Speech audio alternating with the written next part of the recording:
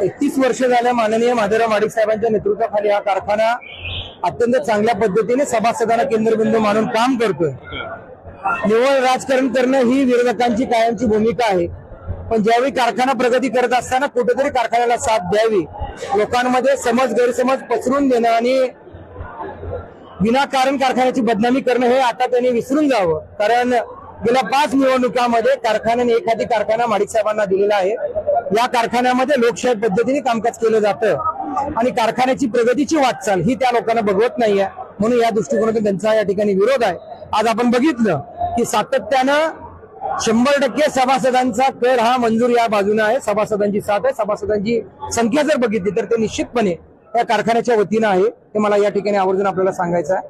आणि निश्चितपणे याच्या आधी आणि येणाऱ्या काळामध्ये सुद्धा सर्वसामान्य सभासद केंद्रबिंदू मानूनच कारखाना काम करत आलेला आहे, इथून पुढेही राहणार आहे। वारसा नोंदीच्या बाबतीमध्ये चुकीचा प्रकार केला जात असल्याचं विरोधकांचं म्हणणं आहे। तोंड बघून आणि नावं सभासद नोंद केली जातात, मला या ठिकाणी असं सांगायचं आहे, ज्यांच्या नेतृत्वाखाली जिवंत असणारे सभासद एका रात्रीत म्हणजे सभासदांची चेष्टा केली जाते ते रद्द केले गेले, त्यांनी मयत सभासदांची चिंता करू नका। कारखाना समर्थपणे या संदर्भात सभासदांना केंद्रबिंदू म्हणून काम करणार आहे।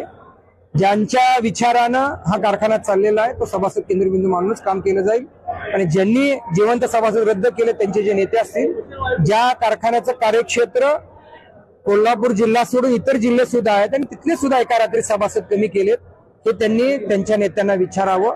या बावड्यातले कारखान्यातले सभासद सुद्धा कुठल्या इतर कारखान्याच्या ठिकाणी आहेत, त्यांना त्यांनी तो जबाब विचारावा। खर्चाच्या बाबतीत देखील काही आरोप होत आहेत। खरं तर भरमसाठ खर्च होतोय आणि कर्जाच्या खाईत कारखाना जातोय असं कुठलीही जर स्वभांडवल कारखान्यात सहकाराचा नियम आहे, स्वभांडवल उभं करून त्याच्यावरती कर्ज काढून हा कारखाना उभा करण्यासंदर्भामध्ये त्याच्यात नूतनीकरण करण्याची संधी होती। त्या निमित्तानेच आम्ही हा कारखान्याचं जे घेतलेलं आहे ते सभासदांच्या हितासाठी आणि सर्वसामान्य सभासदांना विचारूनच हे सगळे निर्णय घेतलेले आहेत। त्यामुळे व्यक्तीच्या महाडिक साहेब असतील किंवा आमचे संचालक असे नाही आहेत, त्याची जनरल बॉडीची मान्यता आहे।